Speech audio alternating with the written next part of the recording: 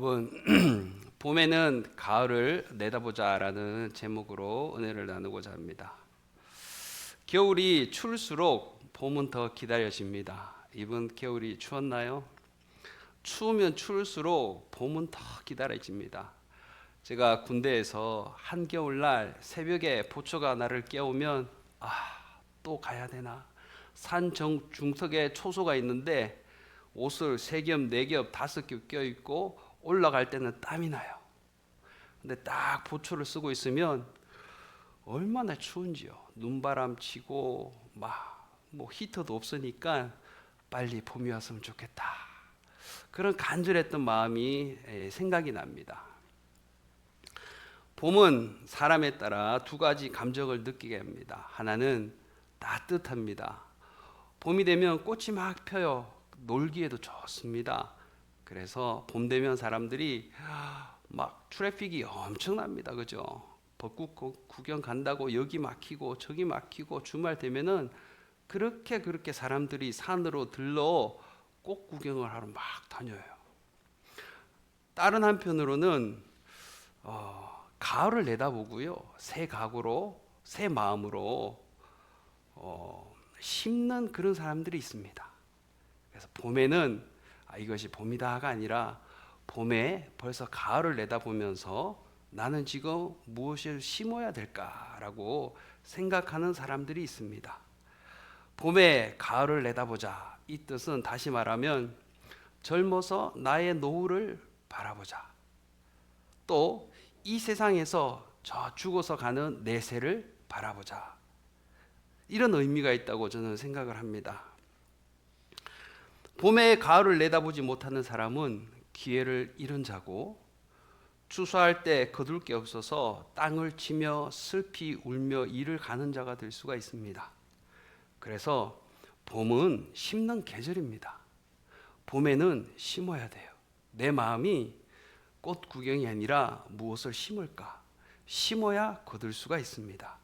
농사 짓는 자가 심지 않으면 가을에는 거둘 게 전혀 없습니다. 저는 농부의 자녀이기 때문에 부모님이 어떻게 봄에 심는가를 잘 봤고, 그 심어야 거두는구나, 이런 원리를 단순하지만 그 모든 역사가 봄에 있었기 때문에 여름을 지나고 가을에 추수가 될 수 있는 겁니다. 봄은 그래서 대망을 품고 열심히 심는 거예요. 누가요? 각자가 심는 거예요. 누가 대신 심어주지 않습니다. 나 스스로 각자가 심는 계절이 봄입니다. 봄은 심는 계절입니다. 심어야 거둘 수 있습니다. 그런데 심는 일이 쉽지 않아요. 오늘 이렇게 본문 말씀을 보니까 눈물을 흘리며 그리고 울며 씨를 뿌리러. 씨를 뿌리는데 쉽지 않습니다. 어려워요. 힘들어요.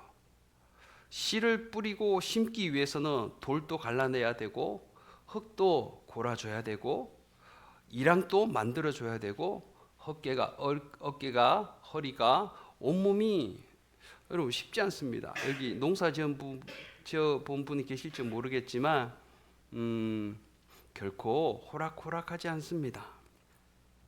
그리고 심어서 싹이 나면 김을 매줘야 되고 비료도 줘야 되고, 아무튼 그 일련의 과정은 정말 쉽지 않아요. 그렇게 노력하면 노력할수록 기쁨으로 거두게 될 줄 믿습니다. 그래야죠. 영적인 성장도 여러분 마찬가지입니다. 성경에 보면은 어떤 사람들은 이렇게 우유만 먹고, 또 어떤 사람은 자라서 단단한 식물도 먹고, 또 어떤 사람은 고기도 막 뜯습니다. 신생아는 귀여워요. 말을 못하고 응애 그 자체로 얼마나 귀여운지, 영어로 adorable, 얼마나 귀한 존재인지 모릅니다. 근데 이빨도 나고 몸도 컸는데 신생아 짓을 그대로 하고 있으면 징그럽습니다. 그리고 어린애들이 좀 크면은 거기에 맞게 모든 것이 변해갑니다. 영적인 성장도 마찬가지예요. 육체적으로는 다 컸는데 이 생각하고 말하는 것이 크지 못하면 그 사람과 대화하다 보면은요, 영적으로 성숙한 대화가 안 됩니다. 그래서 그런 사람들을 보면 상대방도 답답할 뿐더러 하늘에 계시는 우리 하나님도 어떻게 시방 대화가 안 되냐 너는, 이런 답답함이 아니라 하나님을 시원시원 해드리는 하나님의 마음을 깨닫고 알아 정말 봄에 가을을 내다보는 이런 여러분들이 되시기를 예수 이름으로 축복합니다. 디모데 전서 2장 4절로 6절 말씀은 이렇게 말합니다. 군사로 다니는 자는 자기 생활에 얽매이는 자가 하나도 없나니 이는 군사로 모집한 자를 기쁘게 하려 함이라. 경계하는 자가 법대로 경계하지 아니하면 면류관을 얻지 못할 것이며 수고하는 농부가 곡식을 먼저 받는 것이 마땅하다. 하나님은 우리를 군사, 농부, 선수로 불러주셨습니다. 군사, 농부, 선수의 공통점은 잠시도 가만히 있지 않는다는 겁니다. 훈련이고 늘 마음이 논밭에 가 있는 겁니다. 내 생각 그리고 하나님의 말씀이 우리 때로는 부딪힐 때가 있어요. 그런데 내 생각의 결정체는 뭐냐면 우리는 안주하고 싶어 합니다. 뭔가 조금 상황이 불안정한 것이 해소가 되고 뭔가 내 마음이 평안이 오면은 그냥 여기서 안주하고 싶은 마음이 드는데, 하나님의 말씀이 와서 훈련하고 또 연습하라고 하면 우리가 어쩔 때는 힘들어할 때도 있습니다. 그러나 훈련이 없이는 군사가 만들어지지 않습니다. 군인들이 입는 그 옷을 전투복이라 그럽니다.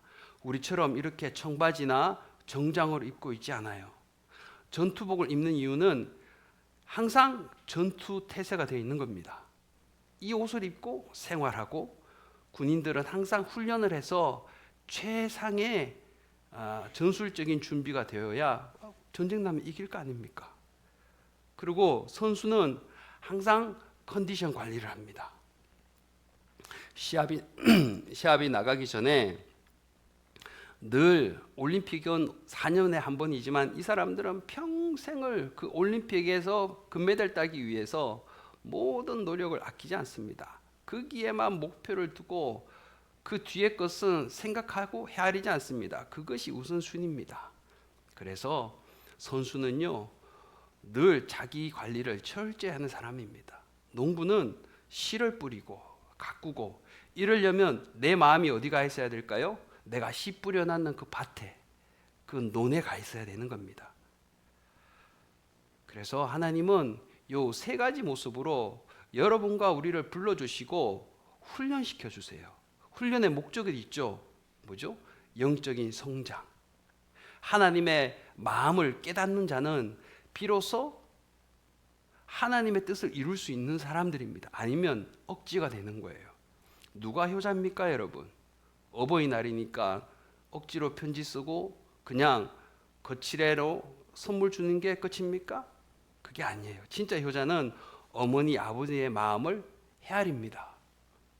제가 결혼하고 자녀를 낳아보고 키워보니까 부모님의 마음을 깨달았던 순간에 어떤 생각을 했냐면, 와, 우리 아버지 어머니는 왜 나를 다리 밑에다 안 내버렸을까? 이 정도 되면 팍 내버리고 싶었을 텐데 버리지 않은 부모님이 감사한 거예요. 자녀를 키워보니까 정말 위기가 있고 어려움이 있습니다. 이처럼 말 안 듣는 저를 부모님은 기다려 주셨구나.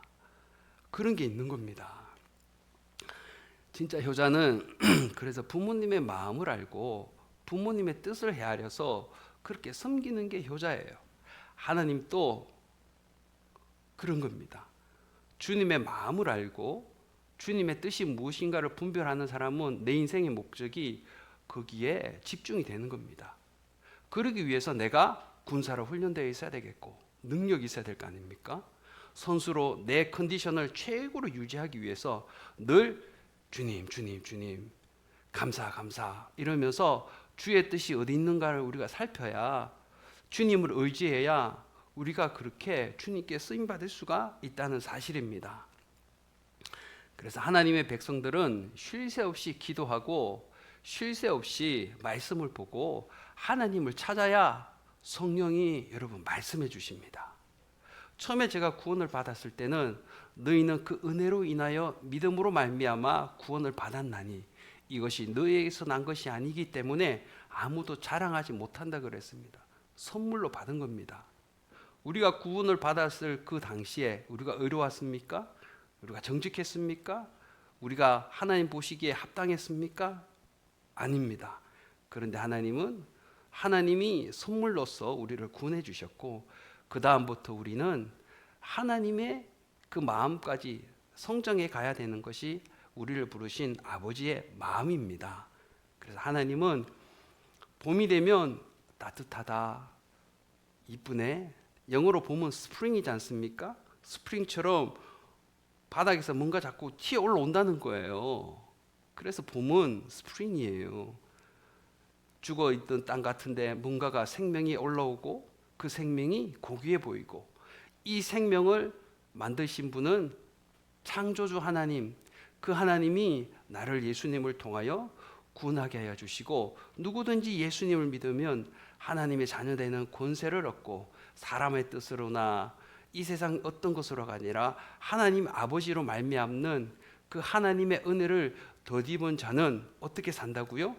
군사, 농부, 선수로 우리가 그렇게 살아가는 것이 가을을 내다보는 사람들의 자세입니다.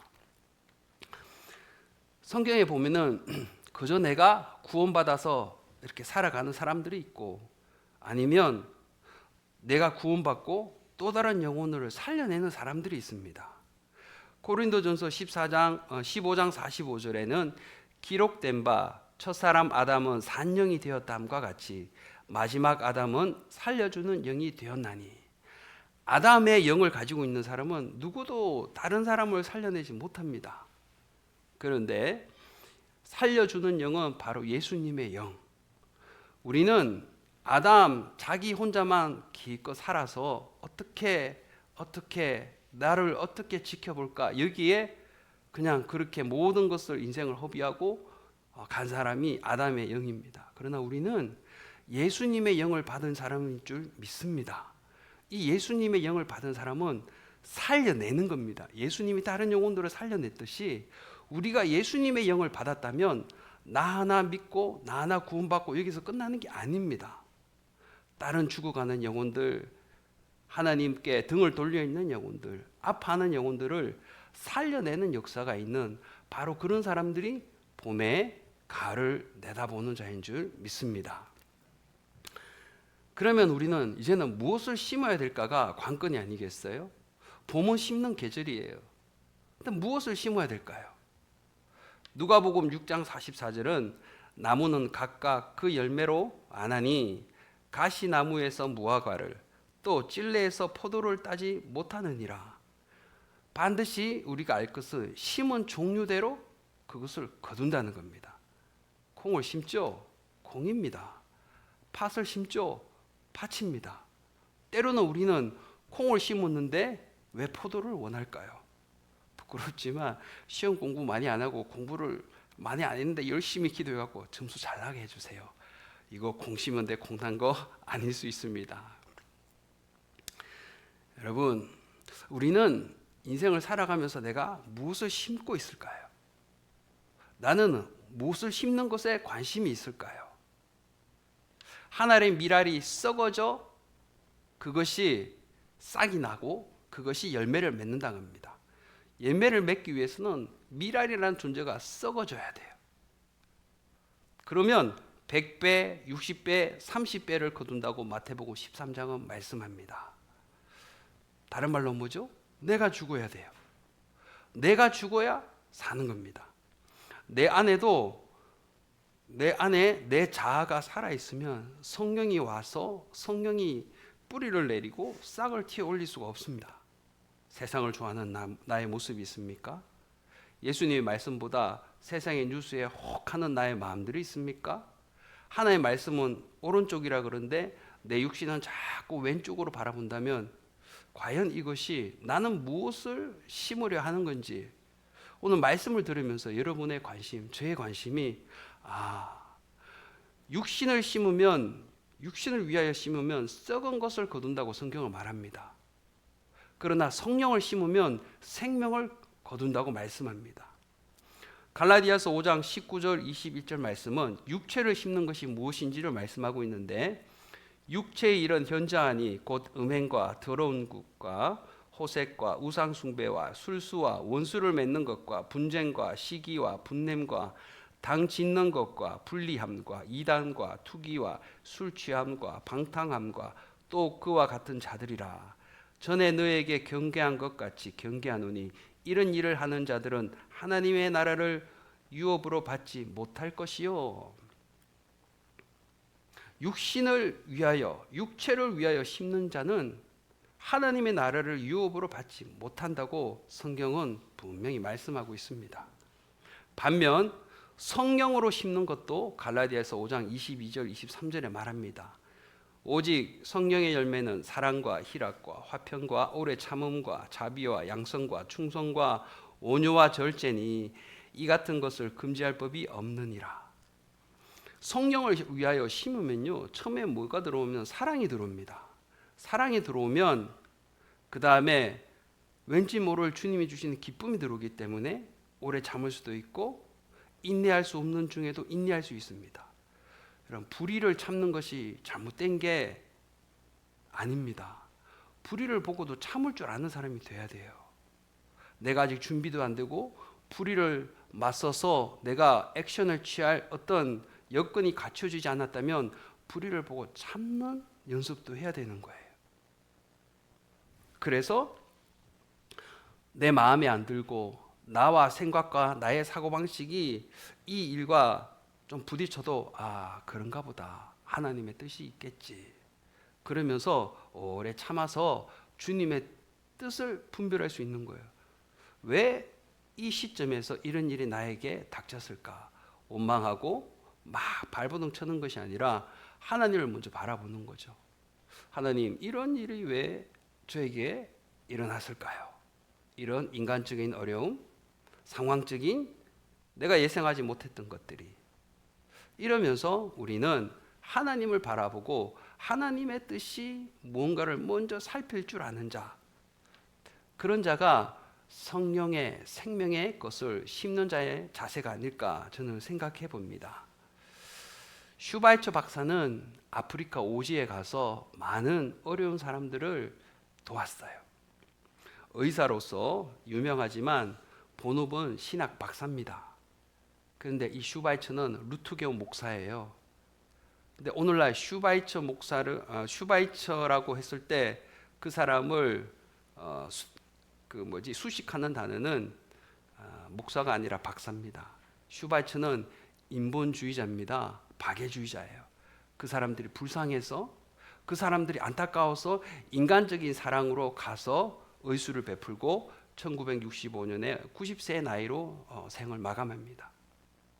다른 한편 여기 양화진에 가면 선교사 묘역이 있습니다. 거기 어마어마한 미국, 캐나다, 영국, 호주, 이런 분들이 최상위 소셜 클래스에도 있음에도 불구하고 자신의 모든 명예를 버리고 모든 지위를 버리고 이 미개한 조선에 와서 자신의 생명까지 내놓았습니다. 그들이 가지고 온 건 여러분 뭘까요? 썩지 않은 바로 이 씨입니다. 그들은 예수 그리스도의 복음, 생명의 씨앗을 이 한국 땅에 심어줬기 때문에 오늘날 우리가 그 열매를 거두게 될 줄 저는 믿습니다.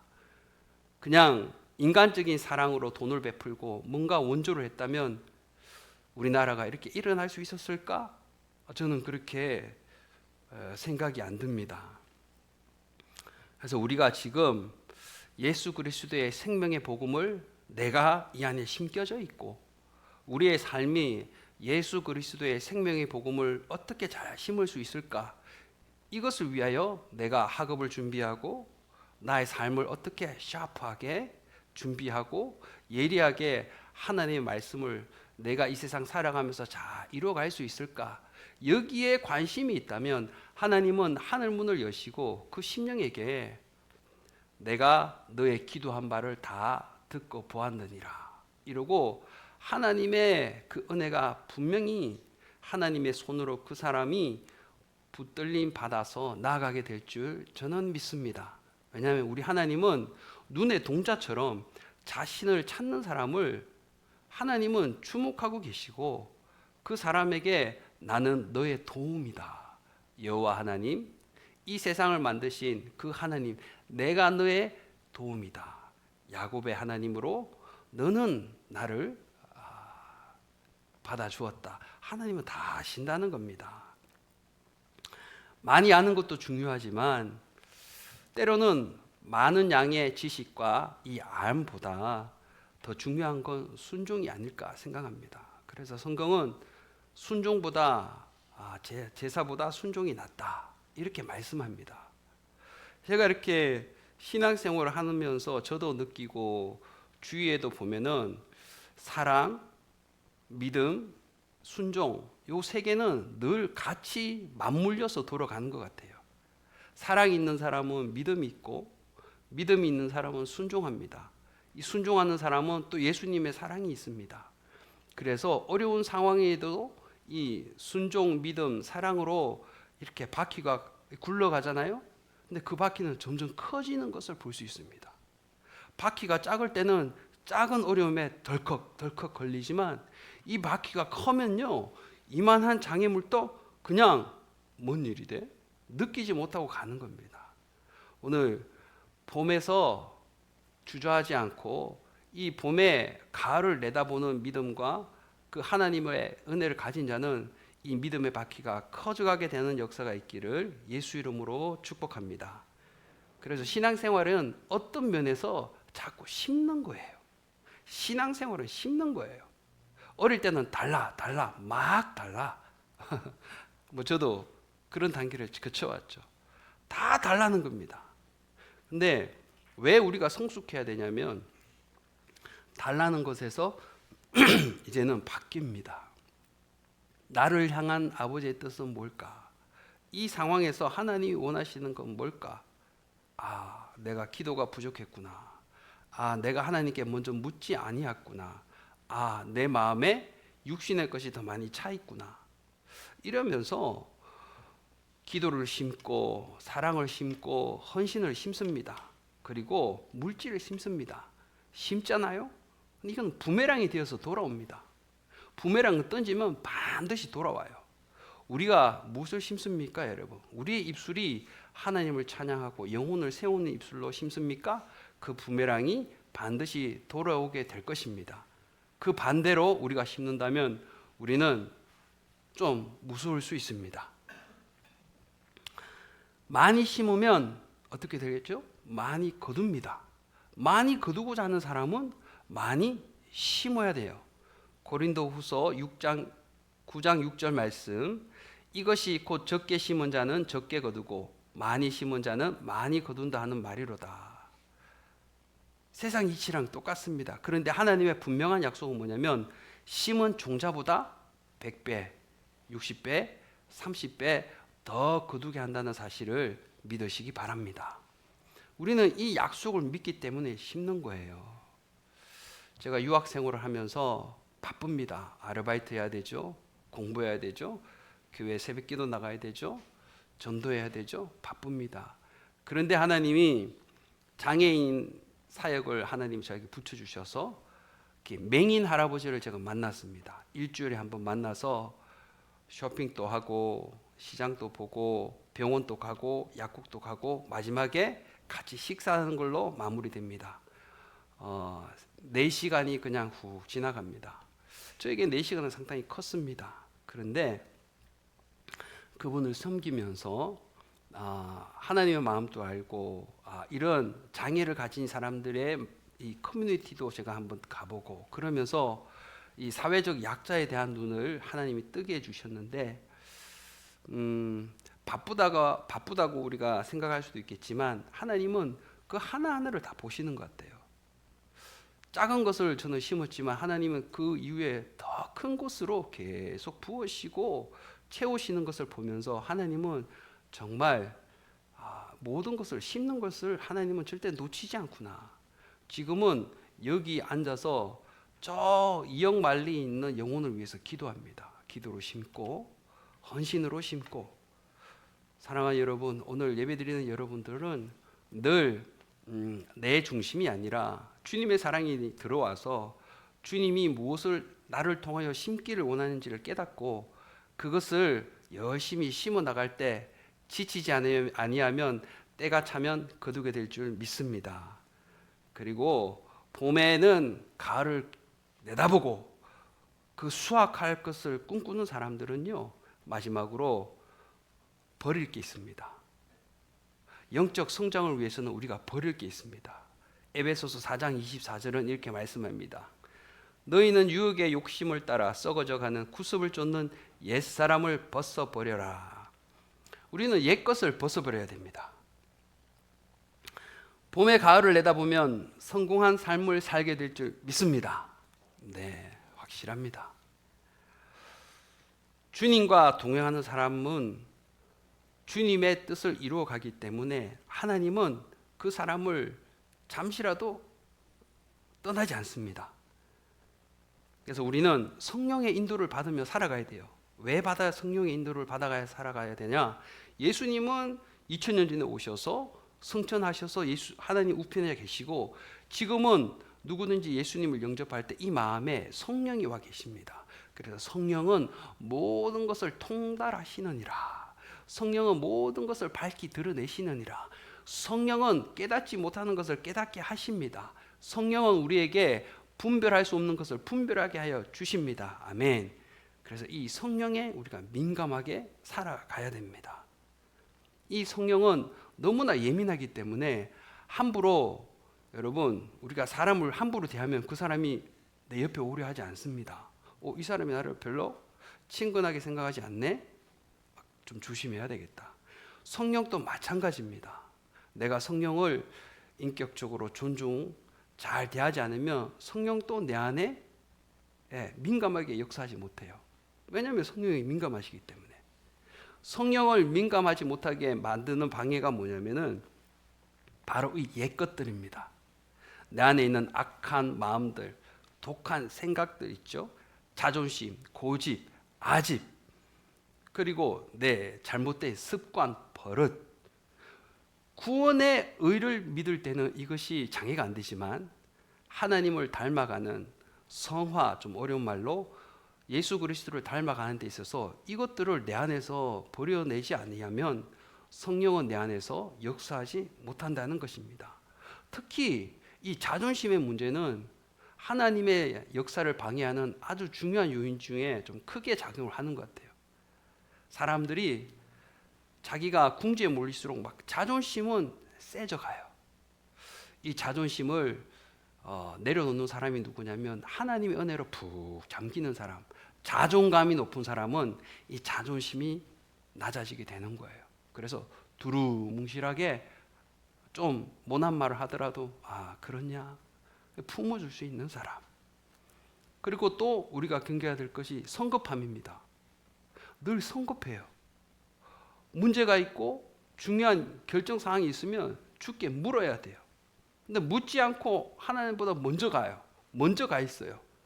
아이성이 여리고성에 비해서 그렇게 작은 것이지만 함락을 못 시킨 이유가 먼저 갔기 때문입니다. 이 성급함은 늘 우리의 발목을 잡을 수 있습니다. 성경은 베드로 사도를 통해서 베드로전서 4장 3절에 이렇게 말합니다.